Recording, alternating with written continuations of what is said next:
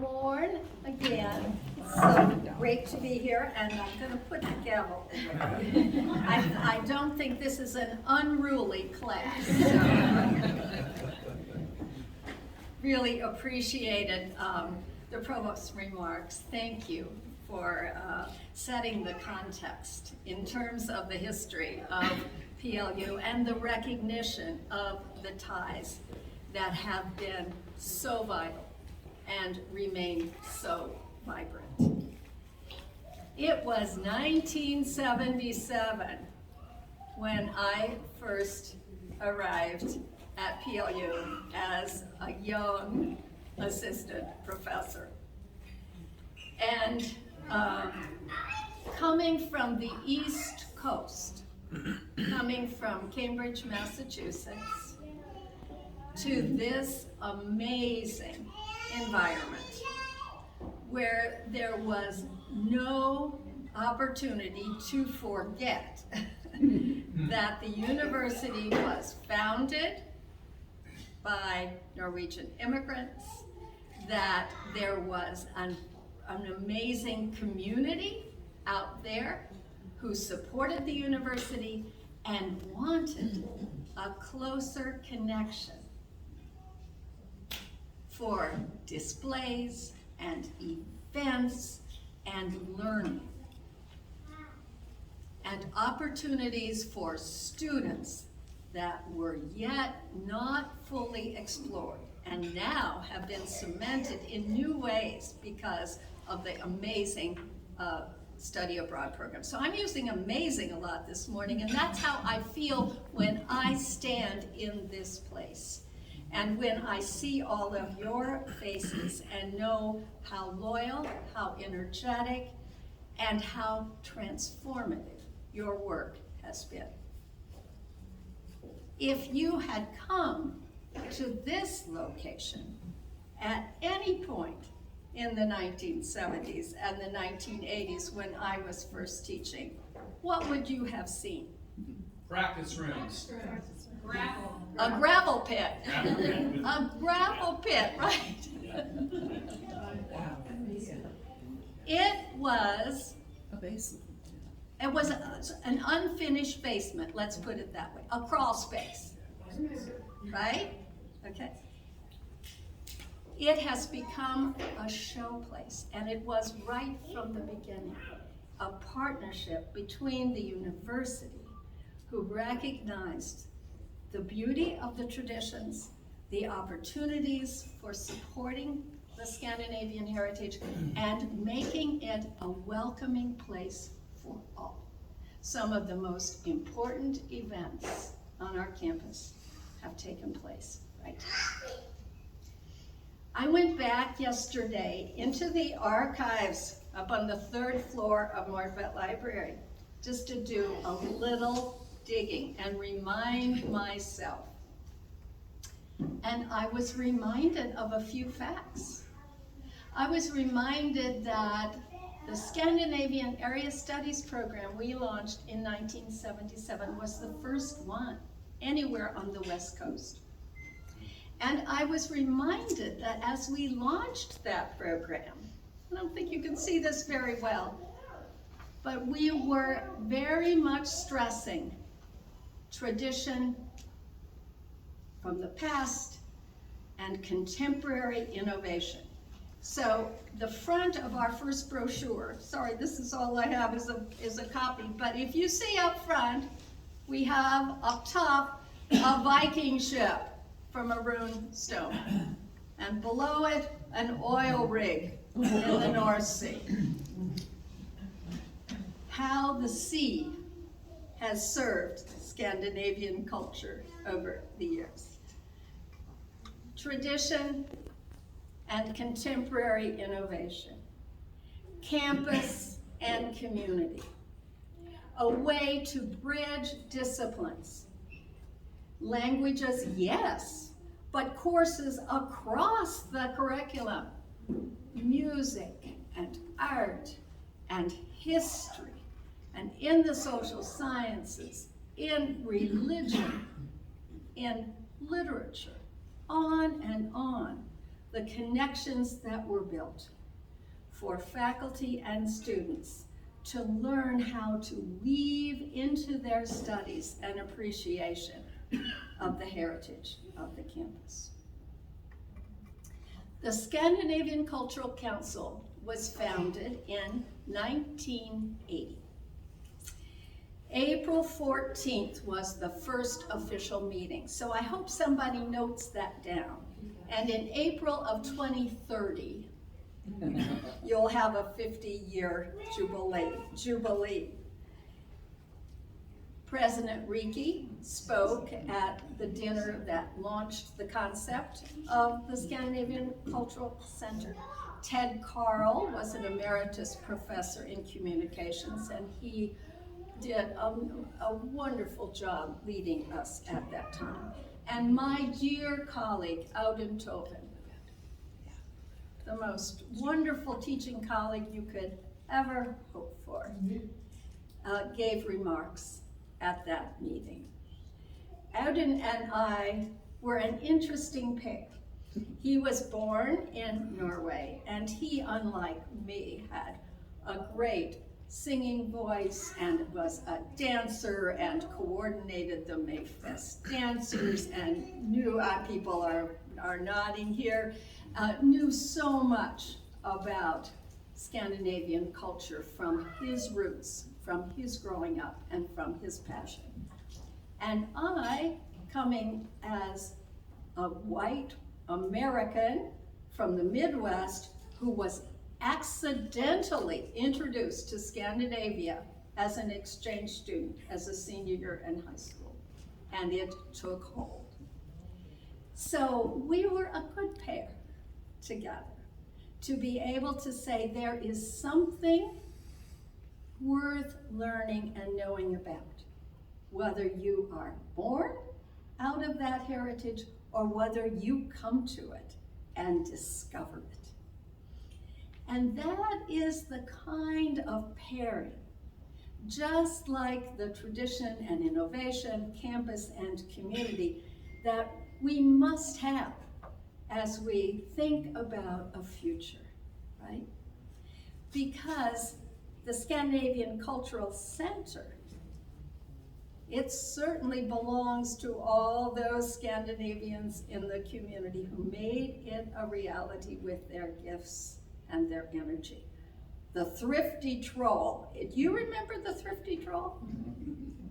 All right, you probably not. If you walk down Garfield Street, I think it's the second oldest house ever built in Parkland. It's a little wooden frame and actually has some cute little trims still. It kind of sits back a bit from the street. And it served for a number of years as a second-hand store staffed by volunteers. Who from here might have worked there? Staffed by volunteers, and a great resource for all of us who like a bargain. Right? And students who could go up there and find some fun used clothing or whatever, or utensils they might need. The Thrifty Troll, all of those proceeds went into the fund for this center and for developing. It was a great community resource and development. Thrifty Troll, the Troll Club that got people just smiling and enjoying their get-togethers, as we have since here in the center, but long before the center became a reality. When I say long, I'd say it wasn't all that long, really. 1980, the Cultural Council came into being. 1989, in the spring, this center was dedicated and arose out of a gravel pit. So, 1989, all of these years, and many more to come. I was so impressed on Saturday to be here for the luncheon, to enjoy the program, see the hard work of the exhibits, and all the rest. I want to say just a few words about the concept of how all of this worked together, because I've been speaking of both and. But there's another image that was really important to us on the core faculty as we worked with the first Scandinavian Cultural Council members. And that was the image of a three-legged stool. And what is really fundamentally important about a three-legged stool, right? If one of those legs is missing, we got a problem, right? It just isn't going to be very functional. And the three legs that we felt were just made for a fantastic combination and brought us to a functioning, well-functioning concept was one, the academic program, a link to the curriculum and the faculty. That's where our provost comes in, faculty like Professor Running. Don, where are you? Ryan, he's still here. Folks who are linked in to the life of the students and can engage them and help with engaging them in the center and all of its promises. So the academic program, the library, the research collection in the library and our archives, and the Scandinavian Immigrant Experience Collection. I was hoping our new archivist could be here today. I went up to meet her yesterday, Lauren Loftus. Please do connect with her. That research collection is of great value. It is of value far beyond the campus. It is a research tool for all kinds of people, and it's a research tool that complements the collections here in the center, because you need the background for what is represented here to fully explicate the artifacts. So the library and the research collection. And then, of course, the center itself and the work of the council. A three-legged stool. And of course, things change over time. And things have to be adjusted to keep that stool functioning. But the partnership between the university and the Cultural Council has been integral from the beginning. It was demonstrated back in 1980, and it's being demonstrated today. Without that partnership, that the promise of this facility and all that it represents, because it's not just a facility, it's a vibrant community, right? It's a vibrant community resource, will not be recognized. I know the Cultural Council is going to do some strategic planning, and I applaud you for that, because we do need to look into the future.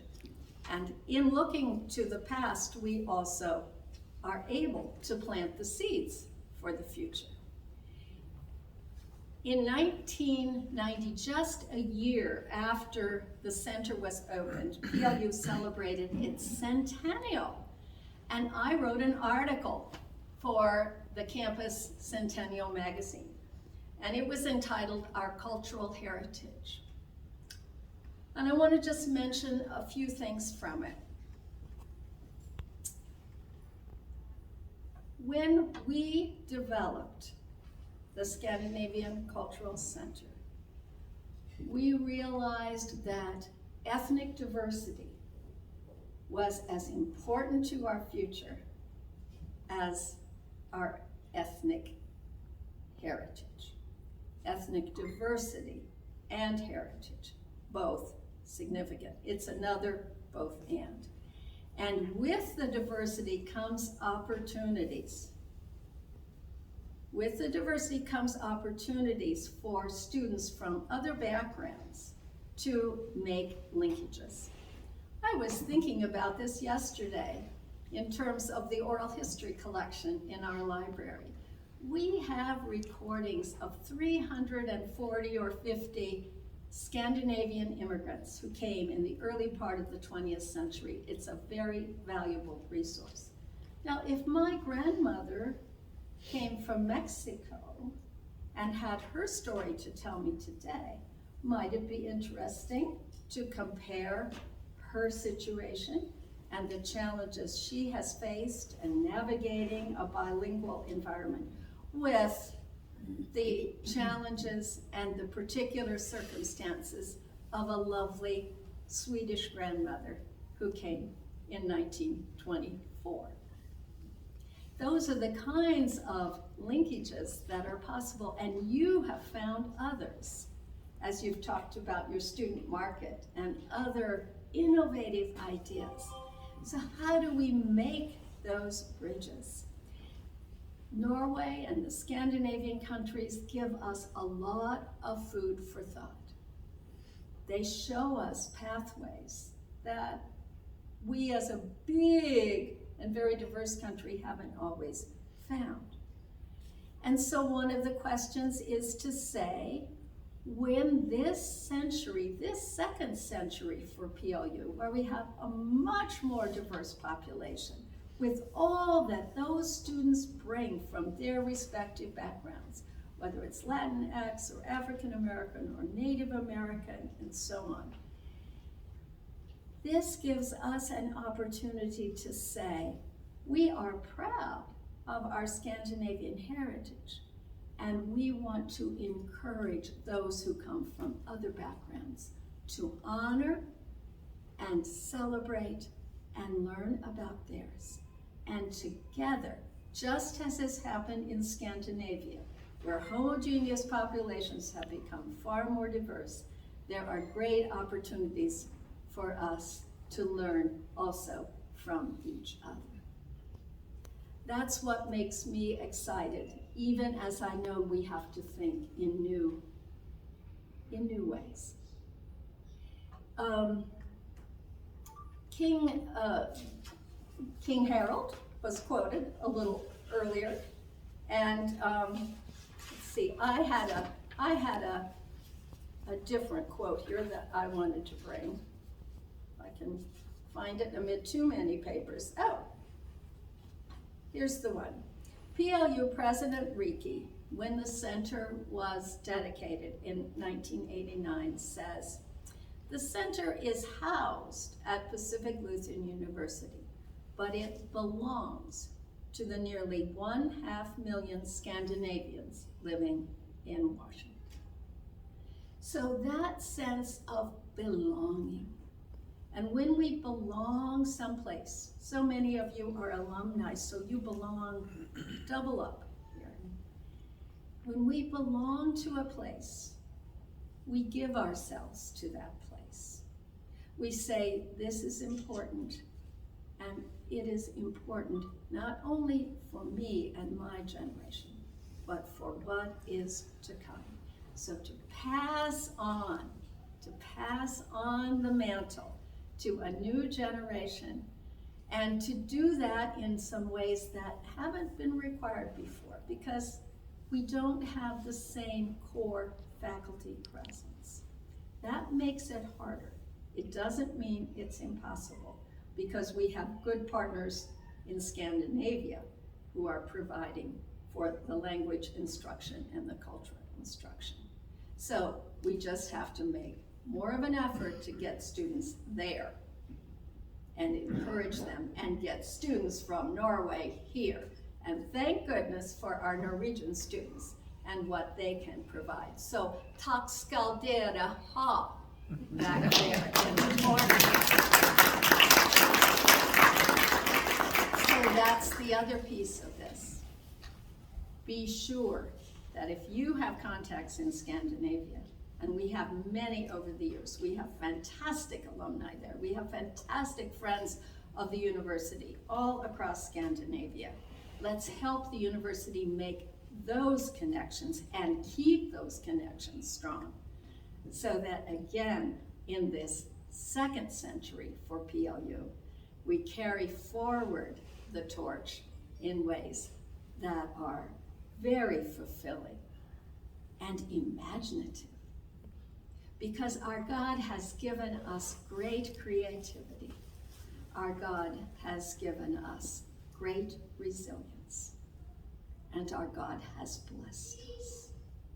So I say thanks be to God. And thanks be to God for each and every one of you. I look forward to staying in touch with you and hearing about your next steps and someday being back with you again. Thank you so very much.